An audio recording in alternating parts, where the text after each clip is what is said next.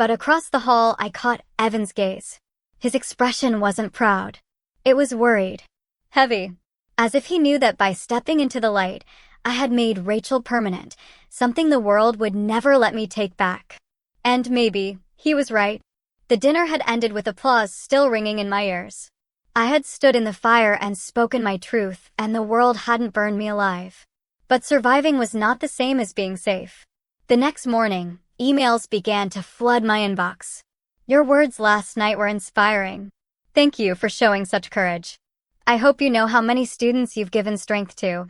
Some were from professors, others from classmates I barely knew. For the first time, it felt like I wasn't just tolerated. I was respected. But not every message was kind. On a bulletin board outside the lecture hall, someone had tacked a slip of paper. Rachel Callahan equals fraud. And beneath it, scrawled in red ink. If she lied about who she is, how can we trust her research? My stomach churned. The applause from last night felt suddenly fragile, like glass that could shatter with a single stone. Evan found me outside the library, his face grim. He didn't bother with greetings. I told you this would happen. The more public you make Rachel, the more ammunition you give to the people who want to tear you down. I can't hide forever, I snapped, though the words tasted uncertain even as I said them. I'm not saying hide, he said softly. I'm saying be careful. You've stepped into a game where the rules aren't fair, and once you're on the board, you can't step back off. His words left me rattled. That night, Lena pulled the paper off the bulletin board herself, tearing it into shreds. Let them sneer, she said, her eyes blazing. Every step you take forward makes them smaller. And I'll make sure no one drags you back. Her fire should have scared me. Instead, it pulled me closer. When she brushed a strand of hair from my face, her touch lingered longer than it should have.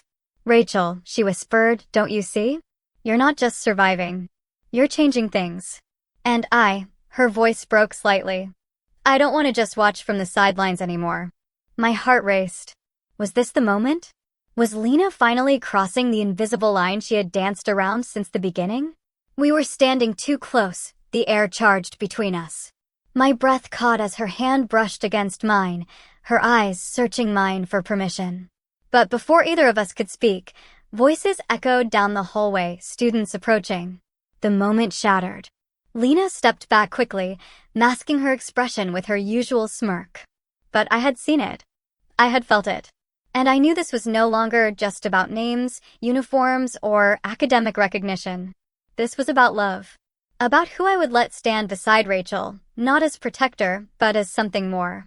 Yet even as warmth bloomed in my chest, Evan's warning echoed louder than ever. Once you're on the board, you can't step back off.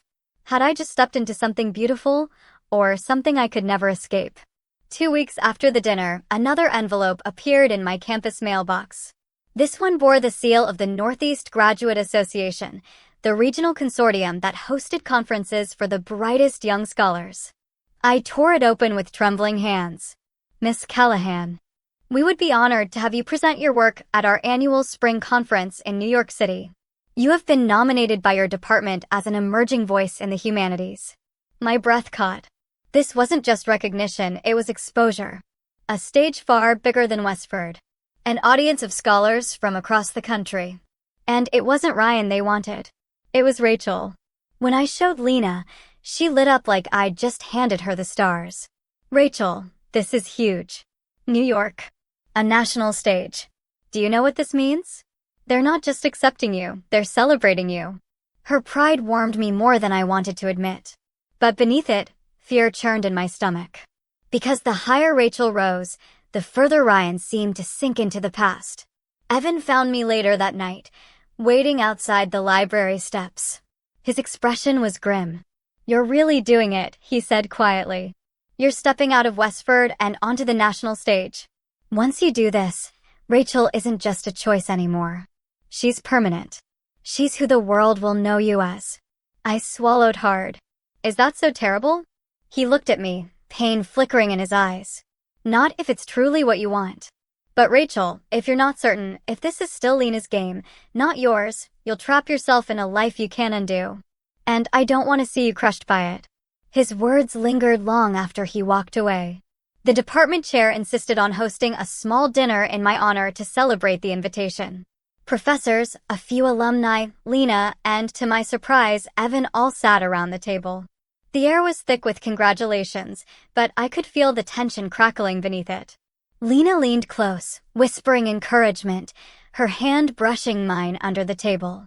Evan sat stiffly across from us, his gaze steady, unreadable. At one point, a professor raised her glass. To Rachel Callahan, Westford's newest star. May this be the first of many stages.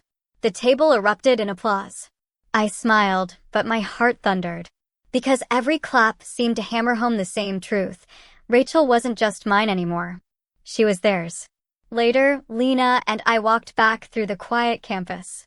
The spring air was cool, the stars glimmering faintly overhead. "You're ready for this," she whispered. "I've never been so sure of anything." Her hand brushed mine again, lingering this time. My chest tightened, not with fear, but with something dangerously close to longing. But Evan's words still echoed in the back of my mind.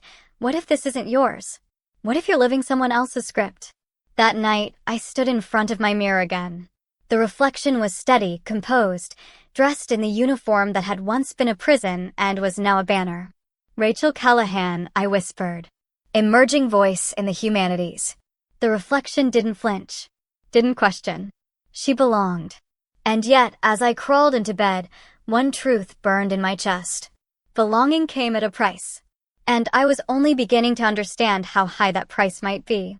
The train into New York rattled like a heartbeat under my feet, each mile pulling me further from the safety of Westford's ivy walls. This was no longer campus gossip, no longer whispered doubts in hallways.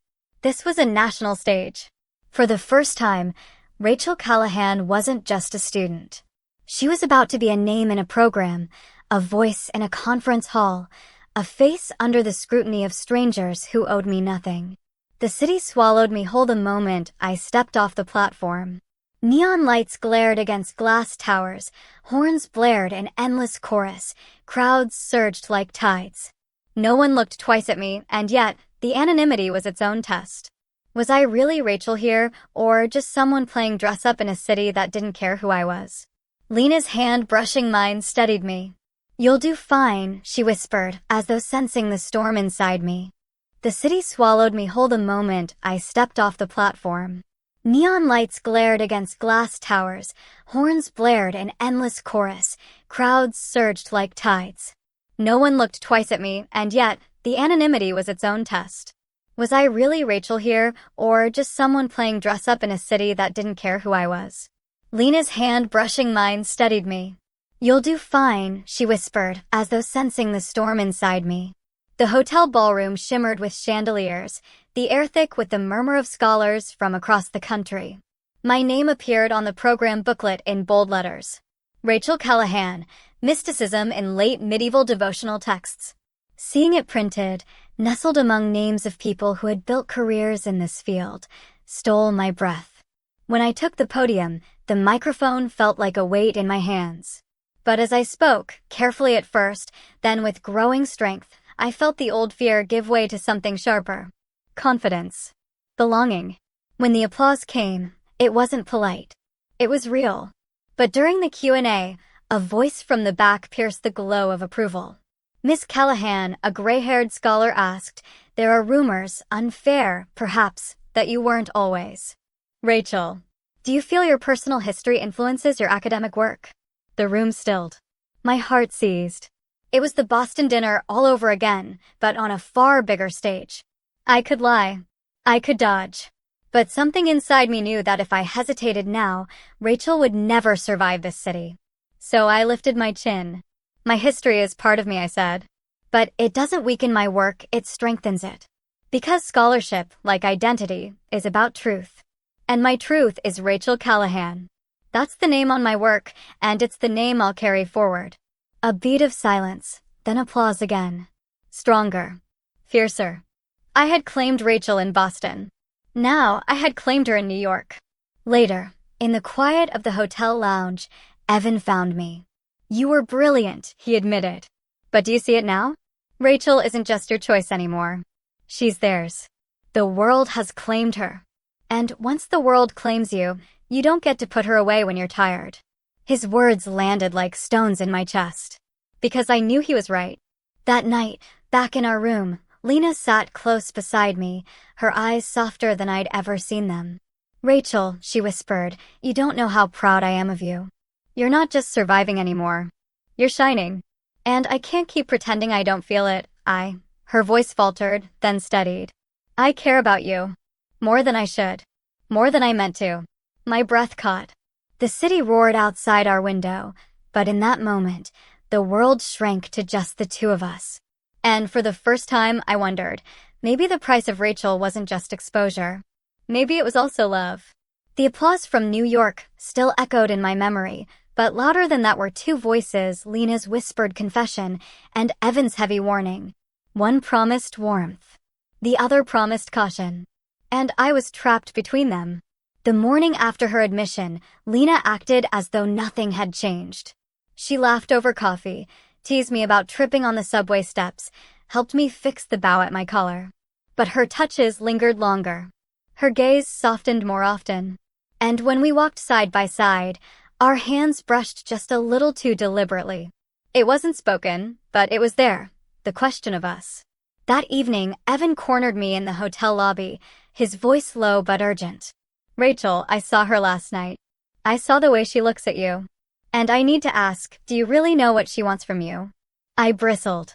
"She wants me to be myself. She believes in me." He shook his head. "Or maybe she wants the Rachel she created, the one she pushed into existence. Don't you see? You've been living her dare since the beginning. Is this really you, or just the version Lena wanted?" His words cut deeper than I wanted to admit. Because wasn't it Lena who'd filled out those forms? Who'd tied my bow, fixed my posture, told me I looked better as Rachel than Ryan ever did. Without her, would Rachel even exist? That night, unable to sleep, I found myself on the hotel rooftop, the city glowing like a galaxy below. Lena joined me quietly, carrying 2 steaming cups of tea. "You're quiet," she said softly. "I'm thinking," I admitted. "About Evan?" I didn't answer. She sighed. "He thinks I made you into this. Maybe he's right. Maybe I lit the spark. But Rachel, you're the one who kept walking. You're the one who stood in front of professors, scholars, a whole city, and claimed yourself. I didn't do that. You did." Her words were fire in the cold night air.